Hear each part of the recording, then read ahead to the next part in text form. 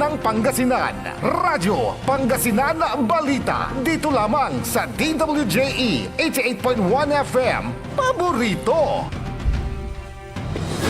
Good morning! Maaming kamusta at si kayo namin kapaborito. Agaw natin na Miyerkules, Mayo 28, 2025. Welcome po muli sa Radyo Pangasinan Balita. At ngayon sa ulo po ng ating mga balita. Sa ating balitang lokal, opisyal ng DNR Sendro at LGU Mangaldan nagsagawa ng inspeksyon kahapon sa PNR site sa Maasin, kaugnay sa illegal settlers at basura. Radyo Pangasinan Balita. 11,000 na mga magsasaka sa Pangasinan makikinabang sa irrigation project.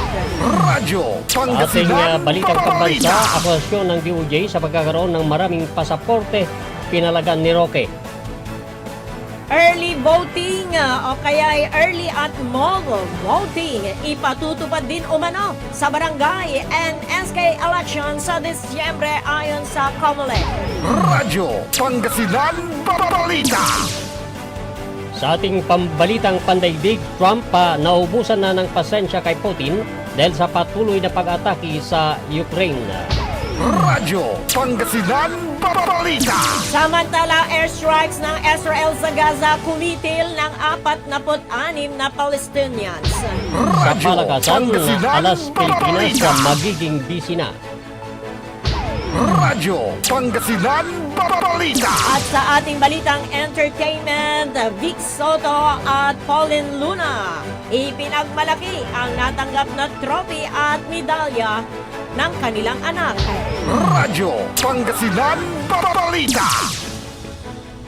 8 minuto makalipas ang alas 7 sa detalye ng ating mga balitang lokal.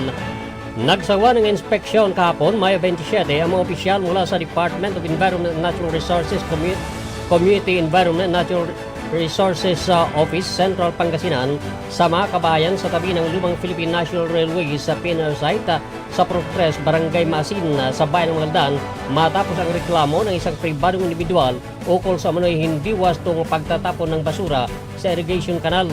Kasama sa grupo ng mga nagsagawa ng inspeksyon ay ang mga opisyal mula sa Municipal Environment and Natural Resources Office, Office of the Municipal Planning and Development Coordinator at Municipal Engineering Office. Ayon sa reklamo, nais ng nagsumbong na paalisin ang mga residente sa lugar dahil sa umunay iligal na pagtatayo ng kanilang mga bahay sa lupang pag-aari ng gobyerno, partikular ng PNR.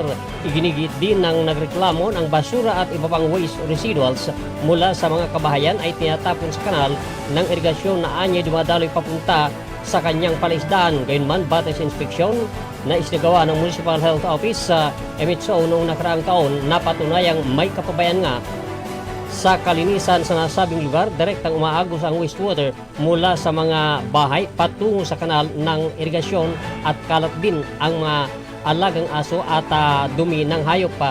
Bilang tugon na nagsagawa ang MHO noong Hunyo 25 ng nakarang taon ng sanitation lectures ukol sa tamang pagtatapon ng basura, kampanyang Aso Mo Itali Mo, alinsunod sa ordinansa na sa responsabling pet ownership at dengue awareness. Simula noon, nagsagawa na rin ng lingguhang cleanup drive ang mga residente. Sa isinagawang inspeksyon ng DNR Sendro kahapon, napansin na mas malinis na umano ang mga kanal ng irigasyon kumpara noong nakarang taon. Wasto na rin ang pagtatapon ng dumi ng alagang hayop at mas maayos na ang paligid ng komunidad. Radyo Pangasinan Balita.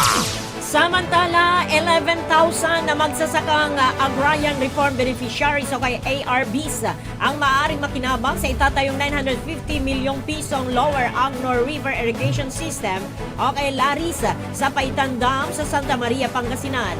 Pinangunahan kamakailan ni President Bongbong Marcos Jr. ang groundbreaking na proyekto na pangunahing proyektong pang-infrastruktura na ipatutupad o kay ipinatutupad ng Department of Agriculture o kaya DAR at ng National Irrigation Administration o kaya NIA gamit ang pondo ng Comprehensive Agrarian Reform Program o kaya CARP.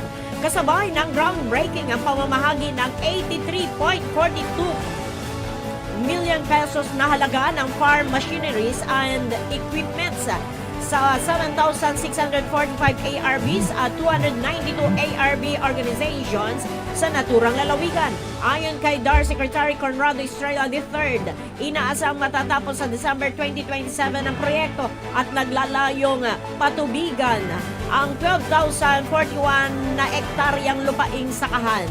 Inaasang makikinabang ang 11,942 na magsasaka sa 6 na bayan sa Pangasinan. Ito ay ang Rosales, Santo Tomas, Alcala, Bautista, Bayambang, San Manuel, gayon din sa San Manuel at Moncada, Tarlac at Quiapo sa Nueva Ecija.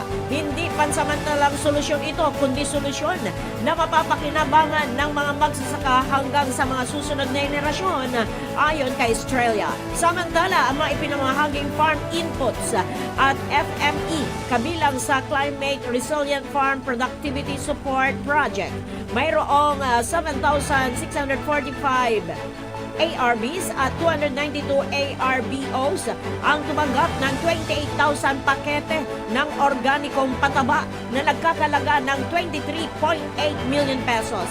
10 four-wheel tractor na nagkakalaga ng 49.6 million pesos at 2 multi-role power stations na nagkakalaga ng 10 milyong piso. Ipinaliwanag ni Australia na ang unang isinulong ang Lares noong panahon ni Pangulong Ferdinand Bongbong Marcos Sr., ang ama ng kasalukuyang Pangulo, katuwang ang dating Agrarian Reform Secretary Conrado Estrella Sr., ang lolo ng kalihim. Radyo Pangasinan Balita. Ang mga department managers ng LGU Lingayen ay nagsagawa ng site visit sa Baong Demo Farm Facility sa Bantayan, Lingayen, Pangasinan. Layunin ng makabagong proyektong ito na bigyang kaalaman at suporta ang mga lokal na magsasaka sa pamagitan ng mga makabago at sustainable na pamaraan ng pagtatanim ng palay.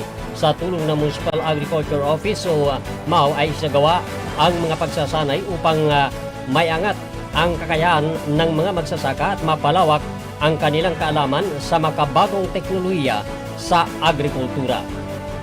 Radyo Pangasinan Balita. 13 minuto makalipas ang alas 7 ng umaga at ngayon sa detalye po ng ating mga balitang pambansa. Makabibili na rin ng 20 pesos kada kilo ng bigas ang mga minimum wage earners sa bansa.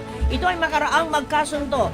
In principle, ang Department of Department of Agriculture at ng Department of Labor and Employment na kay DOLE na isama na ang mga minimum wage earners sa patuloy na pilot run ng 20 pesos kada kilo na bigas rice program.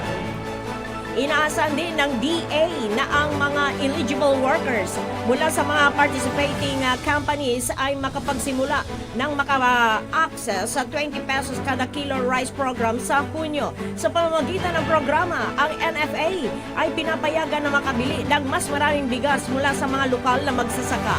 Ang murang bigas ay datihang na ibebenta lamang sa mga kadiwa stores para sa mga indigents, senior citizens, solo parents at PWDs.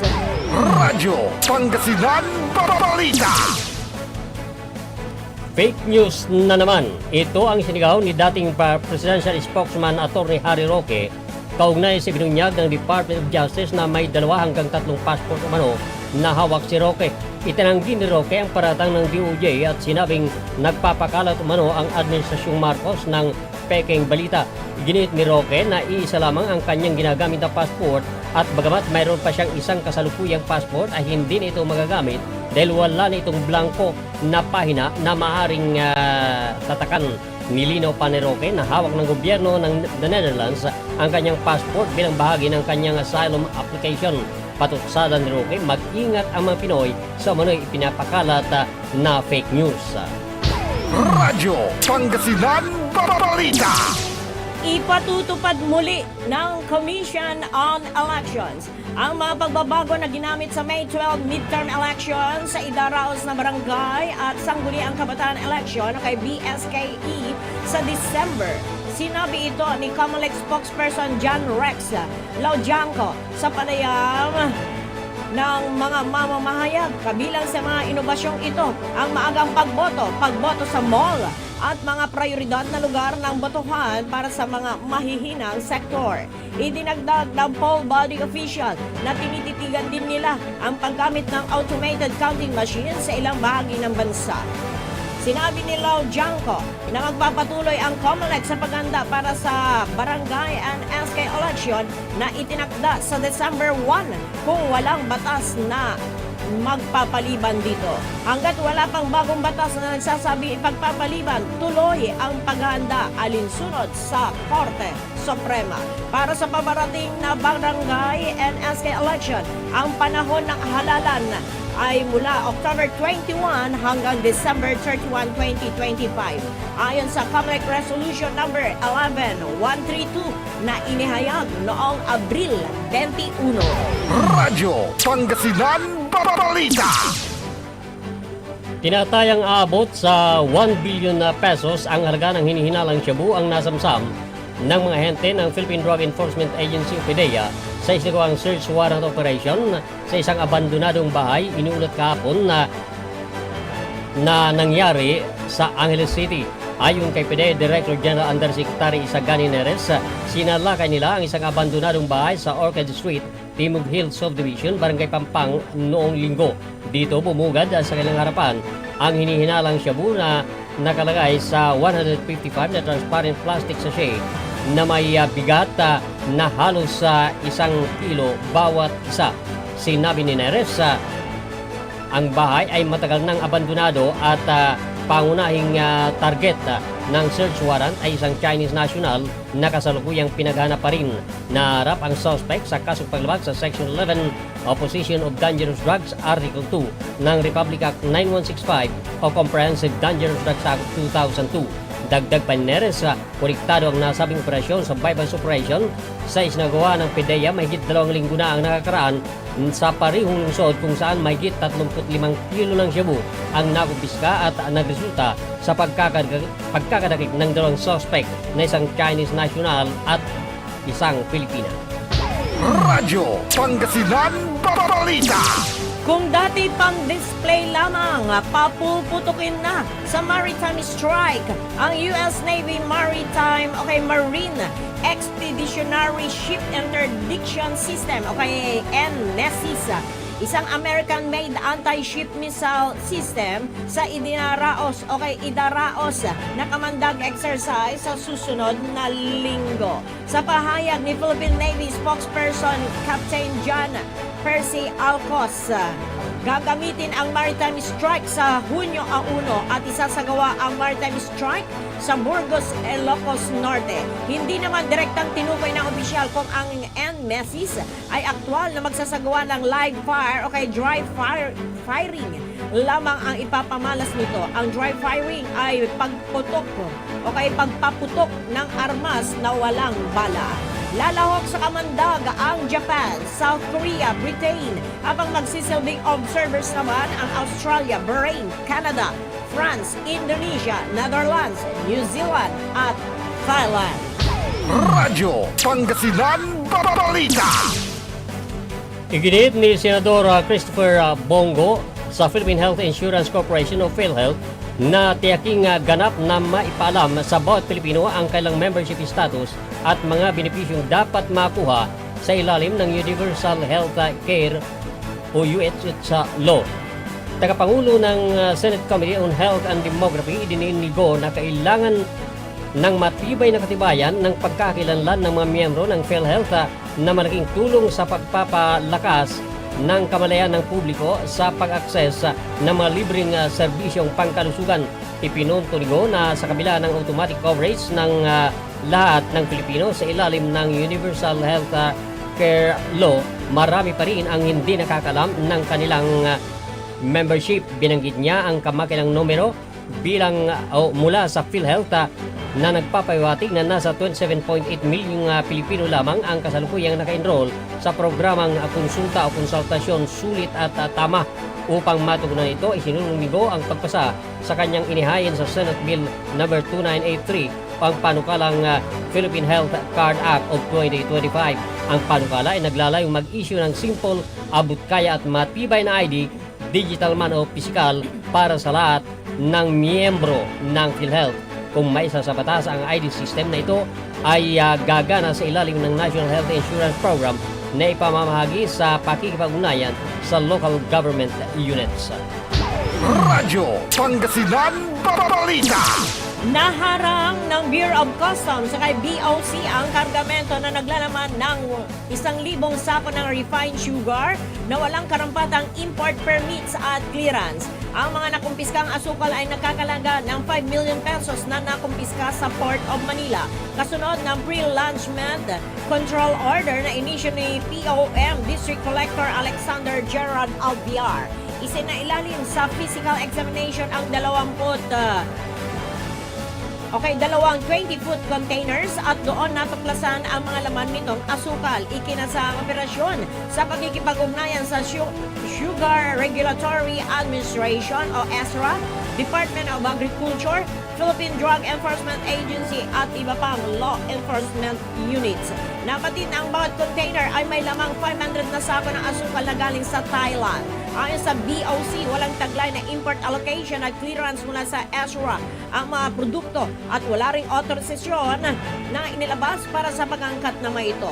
Dahil sa kawalan ng karampatang dokumento at import authority, inuutos ng Field Station Chief ng CIIS Port of Manila ang pagpapalabas ng warrant of seizure and detention sa kargamento dahil sa paglabag sa Custom Modernization and Tariff Act at Sugar Order No. 6 of 2022-2023. Tiniyak naman ni Commissioner Bienvenido Rubio na magpapatuloy ang BOC sa pagpapatupad ng mga hakbang para matiyak na tanging legally authorized imports lamang ang mapapayagang makapasok sa bansa bilang suporta sa layunin ng administrasyon ni President Bongbong Marcos Jr. ng pagkakaroon ng food security at economic stability. Sinabi pa ni Rubio na malinaw ang utos ng Presidente na hindi dapat mapayagan ang smuggling ng anumang agricultural products bilang proteksyon na rin sa mga lokal na magsasaka sa bansa. Radyo Pangasinan Balita. Sa detalye pa rin ng ating mga balitang pambansa, tinatayang nasa 15 million pesos ang halaga ng mga pinagbabawal na vape products at paraphernalia ang nasamsam ng Bureau of Internal Revenue BIR sa isang bahay sa Tondo, Manila noong Lunes ng gabi. Sinabi ni BIR Commissioner Romeo Lumagi na nagsagawa sila ng raid matapos makatanggap ng impormasyon na ang bahay ay ginagamit na bodega ng mga nasabing iligal na gamit. Nadiskubre ang nasabing mga vape products na walang mandatory BIR-issued excise stamps at isang paglabag sa National Internal Revenue Code of 1997. Lumalabas sa inisyal na investigasyon ng mga otoridad na ibinebenta online ang mga nasabing item sa mas murang presyo. Hinimok naman ng BIR ang publiko na iulat ang iligal na pagbebenta ng vape online. Radyo Pangasinan Balita. 24 na minuto makalipas ang alas 7 ng umaga at ngayon, sa detalye po ng ating balitang pandaigdig, kumitil na ng 46 na Palestinians ang dalawang magkahiwalay na airstrikes na inlunsan ng Israel sa nakalipas na magdamag ayon sa medics at civil defense officials. Kabilang sa tinamaan ang Fahmy Al-Jargawi School sa Gaza City na nagsisilbing shelter ng daan-daang pamilyang na-displaced mula sa Beit Lahiya town na kasalukuyan dumaranas ng matinding pag-atake ng Israel military. Ayon sa tagapagsalita ng Civil Defense sa Gaza na pinapatakbo ng Hamas, na-recover ang 20 labi kabilang ang mga bata kung saan marami sa mga ito ang matinding nasunog matapos lamunin ng apoy ang dalawang silid-aralan na ginawang living quarters. Ilan din sa mga survivor ang nagtamo ng critical injuries. Base sa local reports, kabilang umano sa mga napatay ay si Muhammad Al-Qazi, ang pinuno ng investigations for the Hamas police sa Northern Gaza kasama ang kanyang may bahay at mga anak. Bago ito tinamaan ng airstrike ng Israel ang isang bahay sa Central Gaza City na kumitil sa 4 na katao. Ang dalawang pag-atake ay parte ng mas pinalawak pang opensiba ng Israel na umabot sa ilagang parte ng Gaza sa nakalipas na linggo. Sa panig naman ng Israeli Defense Forces, tinarget umano nila ang isang Hamas at Islamic Jihad Command at Control Center. Ginagamit na niyang naturang lugar ng mga terorista para pagplanuhan ang pag-atake laban sa mga sibilyan pamilyang Israel at mga tropa ng IDF at inakusan din ang Hamas ng paggamit sa mga mamamayan ng Gaza bilang human shields. Radyo Pangasinan Balita. Samantalay mula naman sa Washington, nawawalan muli ng pasensya si US President Donald Trump kay Russian President Vladimir Putin dahil sa nangyaring pag-atake sa Ukraine. Subalit na natiling hindi malinaw kung talagang matigas ang paninindigan nito laban sa Russian leader.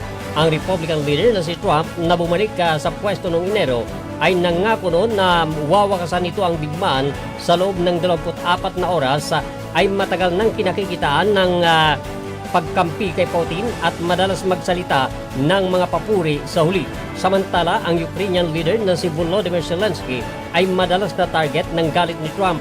Subalit sa mga nakaraang linggo ay nagpakita ng pagbabago si Trump kay Putin dahil sa bumagsak na ceasefire negotiation sa pagitan ng Russia at Ukraine. Sa statement noong linggo, si Trump na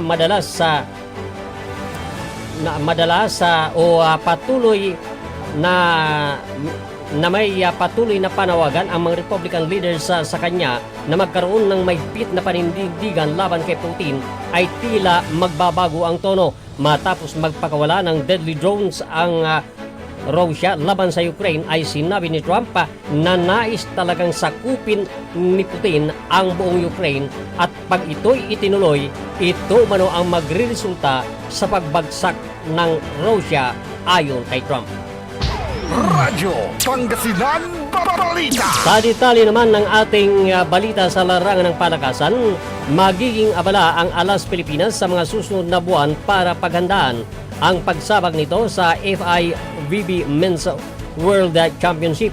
Sasabak ang Pinoy Sparkers sa Asian Volleyball Conference o ABC Men's Nation Cup na idaraos sa Bahrain sa Hunyo 17 hanggang 24. Pasok ang Alas Men sa Pool B kasama ang Qatar, Australia at Kazakhstan. Masisilayan naman sa Pool A ang Bahrain, Indonesia, Thailand habang nasa Pool C ang South Korea, Vietnam at New Zealand. Bago ang ABC Men's Nations Cup, idaraos muna sa Philippine National Volleyball Federation o PNVF ang Alas Pilipinas Invitationals bilang preparasyon para sa 2025 FIVB Men's World Championship na gaganapin sa Setyembre. Ang Alas Pilipinas Invitational ay lalaruin sa Hunyo 10 hanggang 12 sa Smart Araneta Coliseum. Lalarga naman ang Alas Women's sa ABC Women's Cup sa Hunyo 7 hanggang 14 sa Hanoi, Vietnam. Nasa Pool B ang Alas Women kasama ang Iran, Indonesia, Magnolia at New Zealand habang pasok sa Pool E ang host na Vietnam, Australia, Chinese Taipei at Hong Kong.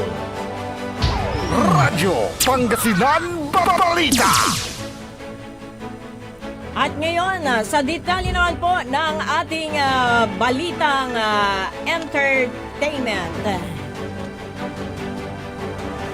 Pinagmalaki ng mag-asawang Vic Soto at Pauline Luna ang kanilang panganay na anak na babae na si Tali sa achievement nito sa football. Pinakita nga ni Tali ang nakuhang trophy at medal bilang pagkilala sa kanyang pagsali sa Youth Football League na ito naman ay masayang ibinalita ng mag-asawang si Vic Soto at Pauline Luna. Radyo Pangasinan Balita. Alas 7:30 na po ang ating oras. Magbabalik po ang Radyo Pangasinan Balita makalipas ang ilang paalala. Ang puta-putang Iran Balita. Araw-araw na tayo po'y nasa Senado. Araw-araw po kaming magtatrabaho para sa kapakanan ng inyong mga anak. Ang puta-putang Iran Sunata. All I dream of is your eyes. Son, ang puta-putang Iran Impormasyon. Aya sa DWJE 88.1 FM Radyo Pangasinan. Paborito. At WellCare Diagnostic Center, your health is our priority. From routine checkups to advanced diagnostics, we provide accurate, timely results, ensuring you're always on top of your well-being. Whether you need a blood test, X-ray, X-ray or ultrasound, our state-of-the-art equipment and professional team are here for you. With a convenient location and fast results, we make healthcare easier. Message us through our WellCare Diagnostic Center Facebook page or visit us at the Mapandan Town Center for an appointment. WellCare Diagnostic Center, your health, our care. Visit WellCare Diagnostic Center, located at Mapandan Town Center, Mapandan, Pangasinan, for reliable and top-notch healthcare services. You deserve the best care. WellCare Diagnostic Center. Mare! Kabigla ka naman, Mare, ah! Grabe, gimaggana ka, ah. Mare, di mo sinabi na uwi ka pala ng San Carlos. Ay, oo. Namiss ko na kasi ditong pamilya ko. Ito na palang San Carlos ngayon. Grabe, Mare. Ang laki na ng pinagbago. Siyempre naman, Mare, alam mo ba na dito sa syudad natin, malaki na talagang pagbabago. Mula sa mga infrastruktura, nandiyan na mga konkretong daan at mga bagong pasilidad. Wow! Meron din tayong trending na ayos, kalusugan caravan na nagbibigay ng libreng serbisyong medikal. Balita na! Saka, nandyan din ang mga programang pag-agrikultura para sa ating mga magsasaka. Ay, wow! At higit sa lahat, Maria, ang pagpapanatili ng peace and order ng ating syudad. Perfect! Di lang yan, binibigyan din ng halaga ang kapakanan ng lahat ng tao at pantay na karapatan sa mga serbisyo ng gobyerno. Grabe, Mare! Ang bongga na talaga ng San Carlos. Parang ayoko na bumalik sa ibang bansa. Oo, Mare. Kung ako sa'yo, dito ka na lang sa San Carlos. Dahil sa San Carlos, tunay na subok na ang serbisyong ayos. Mayor Julia Ayoy Resuello po, kasama si Vice Mayor Jose Resbox Resuello at ang Sangguniang Panglungsod ay nandito upang umagapay at magserbisyo sa ating minamahal na syudad. San Carlos, maunlad, ligtas at maayos. Hindi ba napapansin ang inyong negosyo, mga kapaborito? Abay, magpa-advertise ka na dito sa DWJE 88.1 FM Radyo Pangasinan. We are located at the 3rd floor of Jumel Building, A.B. Fernandez East, Tagupan City. Or you may contact us at 0968-444-4290 or 0956-168-4908. O bueno, mga kapaborito, magpa-advertise na! Mas pinalakas, mas pinatindi, mas pakikinggan. Serving Pangasinan through music, news, and information. Ito ang DWJE 88.1 FM Radyo Pangasinan. Jad Dagupan, walay saksakay ang radio station ya iyayag nasaray Dagupenyo. Jad Bunuan Binlog. Paborito. Bunuan Bukid. Paborito. Bunuan Gese. Paborito. Kalmay. Paborito. Karae. Paborito. Tanjad Karanglaan. Paborito. Aya, so 88.1 Radyo Pangasinan. Paborito ng kabataan at matatanda. Paboritong pakinggan sa bus, tricycle, jeep at mga opisina. Paborito mo, paborito ko, paborito nating lahat. DWJE 88.1 FM Radyo Pangasinan. DWJE 88.1 FM Radyo Pangasinan.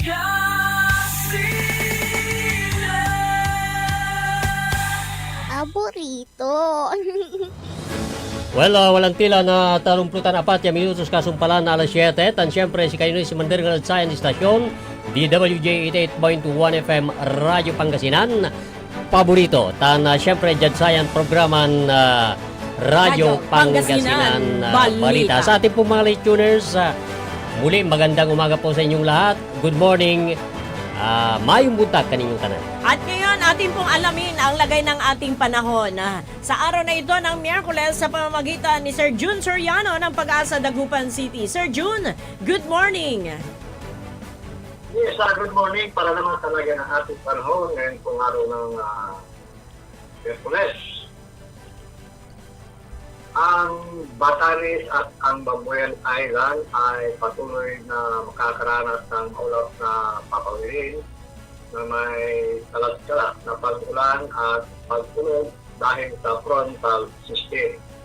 Samantalang ang Zamboanga Peninsula hanggang dyan sa may Oriental Mindoro at Bacolod Tawi-Tawi, Palawan, Negros Island Region at ng Occidental Mindoro. Dahil sa trough ng low pressure area ay makakaranas po sila ng maulap na papawin na may kalat-kalating pag-ulan at pagtulo. Dito naman sa ating lalawigang Pangasinan, partikular ang Dagupan City at ang nalalang bahagi ng ating bansa. Papatuloy pa rin po yung ating bahagyang maulap hanggang sa maulap na kalangitan na may sa parang kulong-kulong, pag-ulan at pagtulong, lalong-lalo na sa dahil hapon. Hindi naman kaya sa gabi, dahil pa rin sa easterlies. Katamtamang hangin na nagmumula sa may silangan hanggang timog silangan ang siya naman umihit. At ang ating baybayin dagat naman ay katamtaman ang pag-alon ng ating kalagatan. At wala rin tayong gilwan na nakataas sa anumang bahagi ng ating bansa. Ang ating inaasahan damang init o heat index dito sa Dagupan City ay nasa 44 degrees Celsius. Ang ating agwat ng temperatura naman dito sa Pangasinan ay nasa pagitan ng 26 hanggang 35 degrees Celsius. At ang araw na ito ay sumikat kaninang 5:56 ng umaga at lulubog naman 6:26 ng dakong hapon. Yan mo nang lagyan ng ating panahon. Jun Soriano ng kakapag-ulat. Magandang umaga po. Maraming salamat, Sir Jun Soriano ng Pag-asa Dagupan City. Maabi ka kabosan din si kayon amin kapaborito. Si kayo din sa siya sumandur nga dyan programan Radyo Pangasinan Balita. Kuya Ding, how are you? Well and good. Meron yung balita na namatay na si ang singer na si Fred Aguilar. Oh, diba? Edad 74? 72. 72. Oh, alam mo, maalala ko, naging tatak yung mga kanta. Maraming yung mga madamdaming kanta. Yung nung isilang ka sa mundong ito. Yun. Di ba? Tsaka yung tawanan mo ang yung problema. Ang dami na Saka yung during the dark ages of Marcos, naalala ko yung kantang Bayan Ko.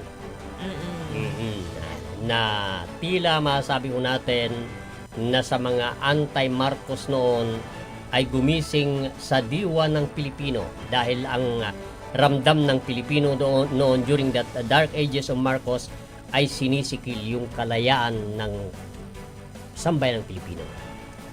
At naalala ko yung kantang yan dahil before the EDSA Revolution, matagal na yon. Baka sasabihin mo, matakan ka lang talaga kung mula laman. Gabi, ibabaga ka. Kasi before the EDSA Revolution, February of 1986, yung EDSA Revolution, then dumating ako ng Cebu from Manila, January. Pagka may nasa transmitter ako, nasa technical ako noon, pagka nag-filler music kami, may ginagawa halimbawa sa studio, may recording, tapos pasa muna sa transmitter site, sa may bayan ng Talisay noon, ngayon ay syudad na rin, Talisay City na rin. I often play that song, yung Bayan Ko. Tapos tinawagan ako sa radyo ng manager. Sabi niya, huwag mo palaging i-play yan.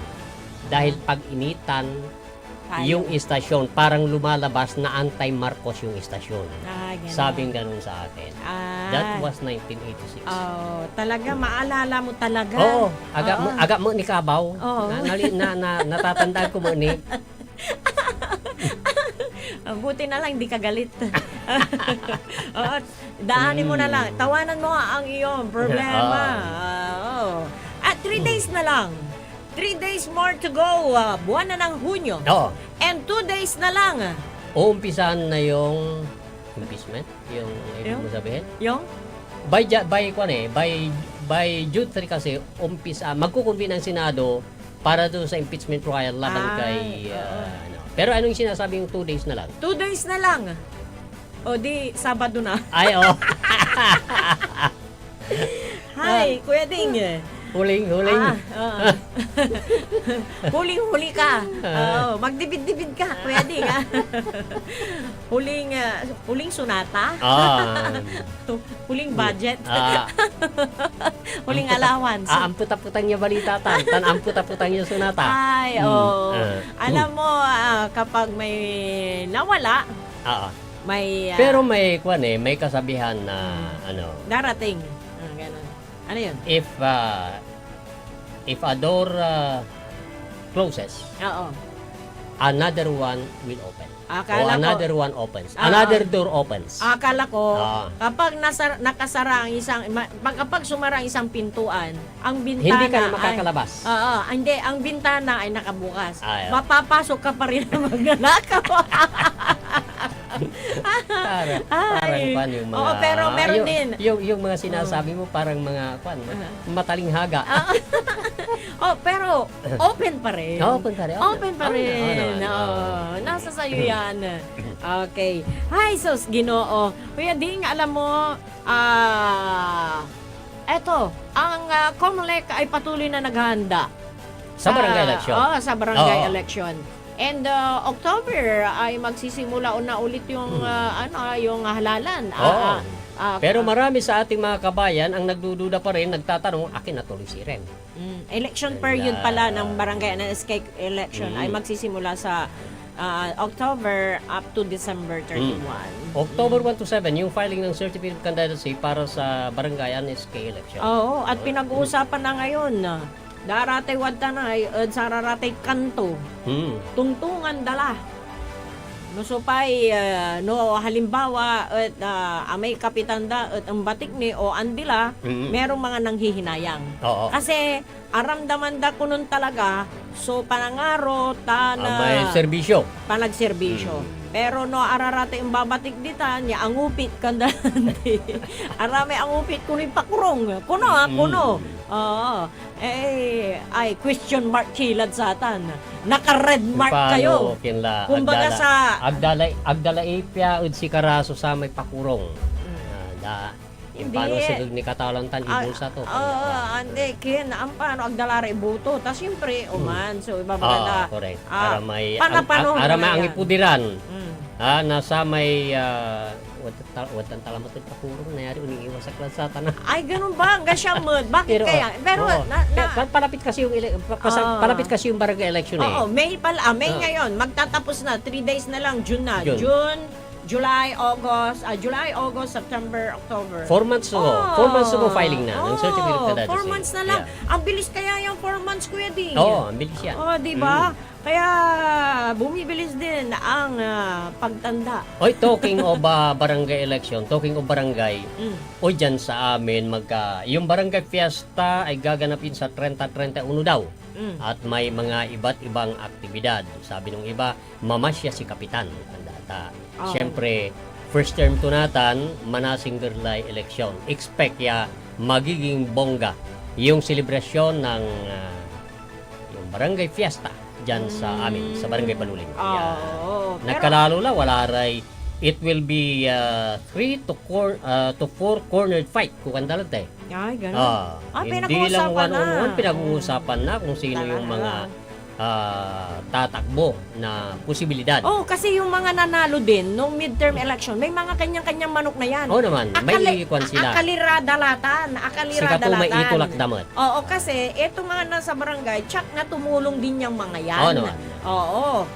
Tsak na tumulong din yan dun sa mga nanalo at sa mga kumandidato. Dun sa mga nanalo, syempre, timulong siya, tulungan kumat. Kumanto labatan, bawi-bawi lang.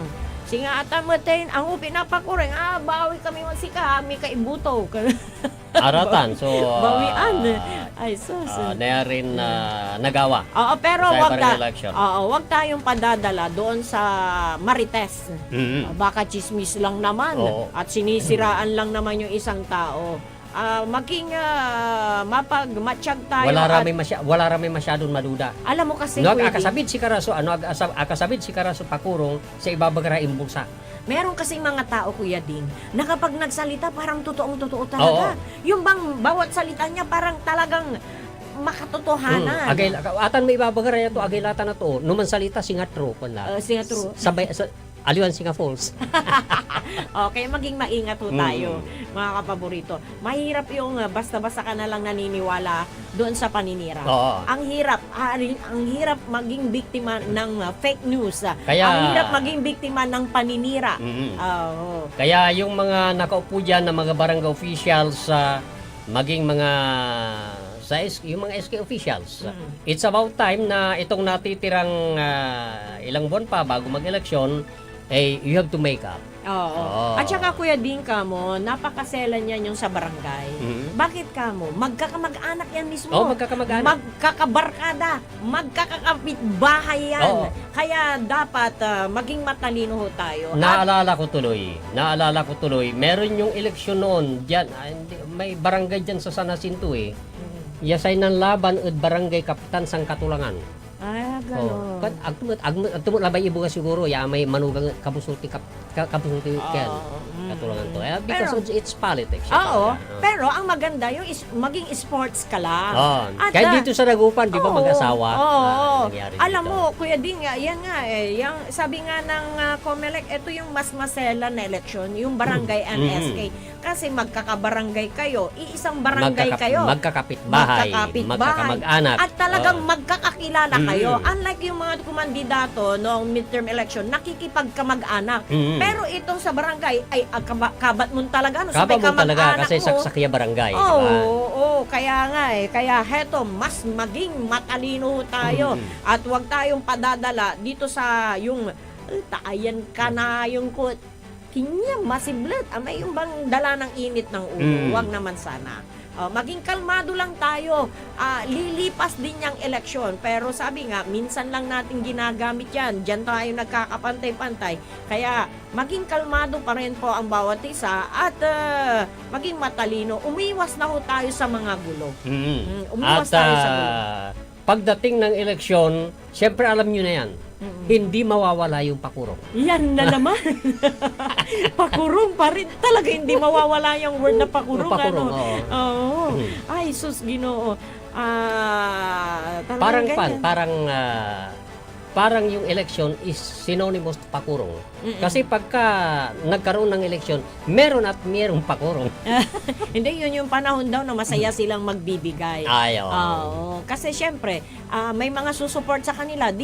Kandalante, i-share ang blessings. Kandalante, nasa sayo naman yun. Kung padadala ka dyan sa pakurong, di ba? Nasa sayo yan. Desisyon ng isang butante yan. And alam ko naman, naniniwala ako sa atin na tayo, mga Pinoy tayo, may paninindigan at tayo ay mga mabubuting Kristiyano. Mabubuti piliin natin laging maging mabuting tao. Pero ito, bumati muna tayo. Sabi rito ni Jerome Antinorio ng Portic, Bugalyon, Pangasinan. Good morning, it's si Mayor Leopoldo in Batawil, Mayviray Rueda, Tan Carlo Rueda. Yes. Good morning po. Alam mo yan po sa bayan ng Lingayen. Si Sir Carlo, nakasama ko yan sa trabaho. Sa K-17. At saka si Ma'am May. Yan. And, 11 minuto na lamang po bago alas 8 ng umaga. Reminder po sa mga may pasok po na alas 8, bilis-bilisan na ho natin. Bawal po malate para walang bawas po ang sahod ho natin. Alalahanin ho natin yung mga sumasahod po ng katapusan. Eto na, dito na ibinabawas lahat yung yung mga share mo sa SSS, kung nasa SSS ka. Hindi yung contribution. And yan din yung yan din yung mga due dates. Panahon ni Judy. Tama. Pero bago yan, mga kapaborito, bago natin ipagpatuloy yan, heto muna tayo, dadako muna tayo sa ating foreign exchange rate. Para sa mga nagtatanong, magkano kaya ang palitan ngayon ng US dollar? Heto po, 55 pesos, 0.27. Ang Japan yen ay 0.38. Ang United Kingdom pound ay 74 pesos, 0.98. And Ang Hong Kong dollar, ang palitan po ay 7 pesos 0.05. Ang franc, okay, Switzerland franc ay 67.46. Ang Canada dollar ay 40.25. Ang Singapore dollar ay 43 pesos. And ang Bahrain dinar ay 146.63. Ang Saudi riyal po, ang palitan ay 14.73. And then, ang Brunei dollar ay 42.88. Ang Indonesia rupiah ay 0.0034. Thailand baht ay 1.69. Ang dirham ay 15.05. And ang dirham po ay 15.05. Ang euro, 62 pesos 0.94. Ang Korea won ay 0.040. Ang China yuan ay 7.69. Yan po ang ating foreign exchange rate. Meron tayong natitirang 9 na minuto bago alas 7. Sa iba pa nating balita, second to dyan, international poll observers call for hybrid election system in the Philippines. The International Observer Mission has supported calls for a hybrid election system in the Philippines as it found the election 2025 to be neither free nor open, honest, nor fair. The IOM is calling for the adoption of hybrid election system that combines manual counting at the precinct level with automated electronic transmission resort unong sa International Coalition for Human Rights in the Philippines Global Council Chairperson Peter Murphy. Noon Martes ay IOM sa ang release na sa full report ni paakar at sa agawan na midterm elections tanin kuan iya saya at awalan na sa ramay nandurumaran issue singa ibabagan rampant vote buying, voter disenfranchisement, systemic coordinated and well-funded red tagging tan disinformation against progressive candidates tan party list. No nanunutan, wala laso sa may singa itutulak ya sa may hybrid election tapan tan at ibabagan na iwasan so sa may singa panagsaol. Ang may hybrid election jad precinct level mano-mano atang labat ta mabayag.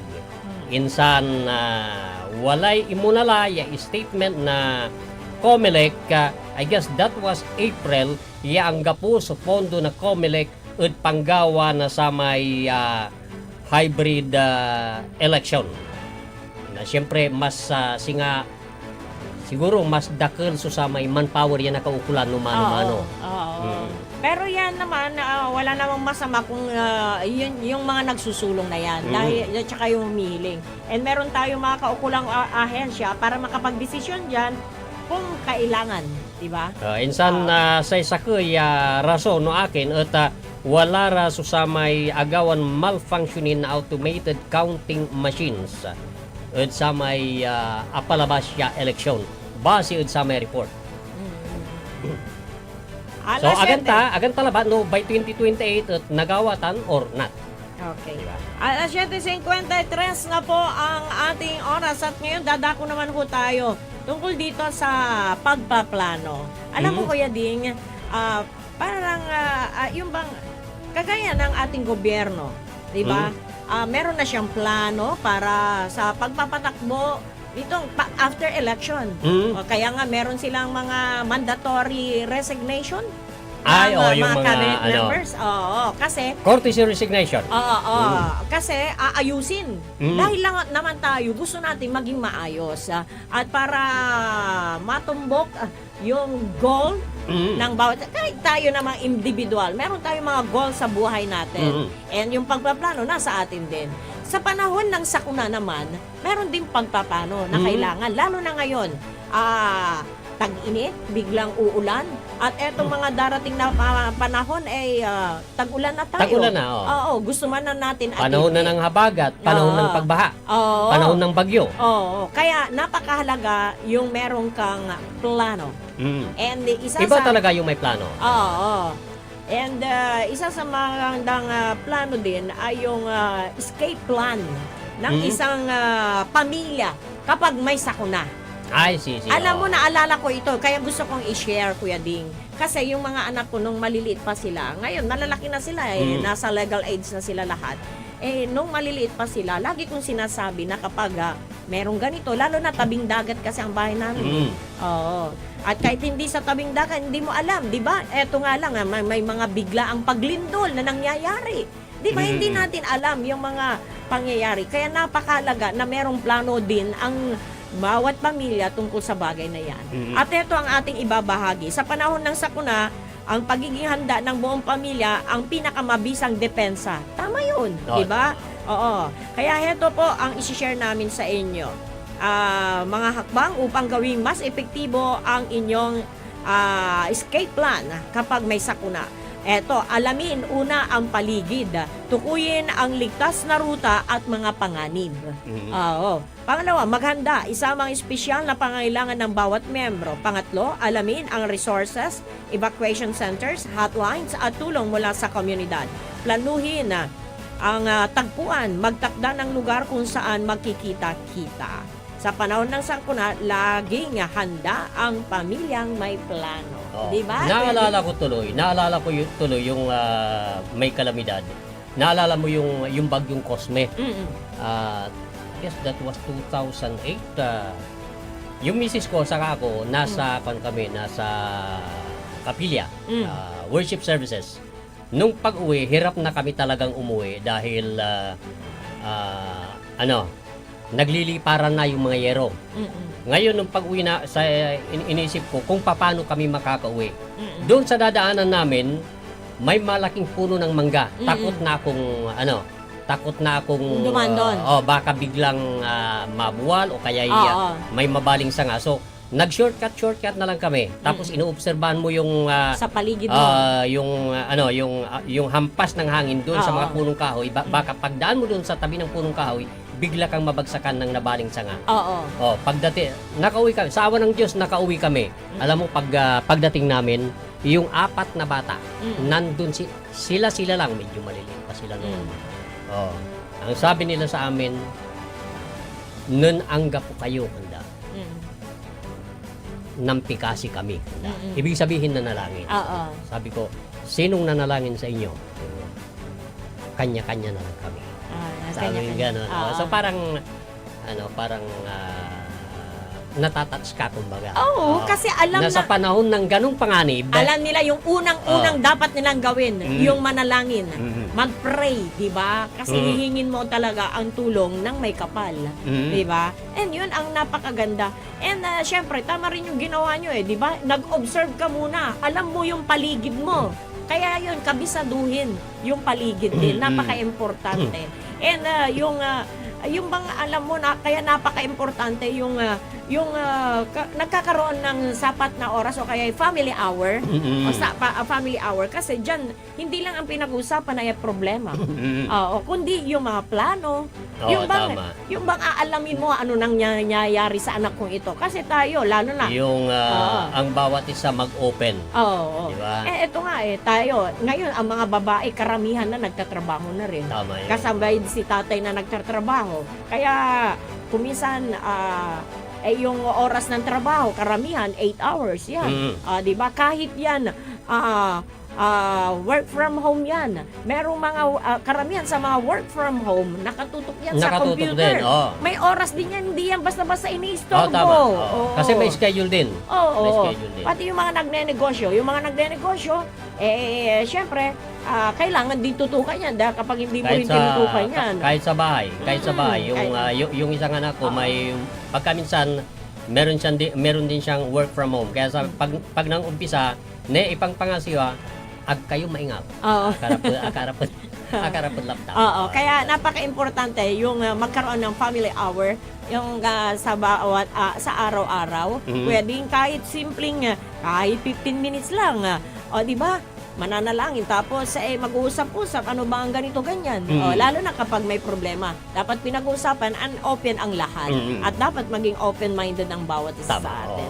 Napaka-importante ang komunikasyon sa pamilya. Sa pamilya.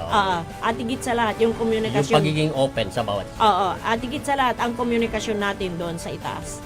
Diba? Napaka-importante yan. Nako, eksakto alas 8 na po ang ating oras mga kapaborito. No choice na ho tayo. Kaya maraming salamat po sa walang sawang pagsubaybay sa programang Radyo Pangasinan Balita. Kami po ang inyong manakasama sa loob ng isang oras. Ako po si Amor Ligas Pidiga. Siakmat Siring Aquino. Sa ating technical side, nandyan po si Engineer Richard Olanday. Maraming salamat and magandang morning! Ang galad na buwas. Sikaratan susaray manunaan na balita. Etsayan kabuasan. Radyo Pangasinan Balita. Ang puta-putang Iran Balita. Araw-araw na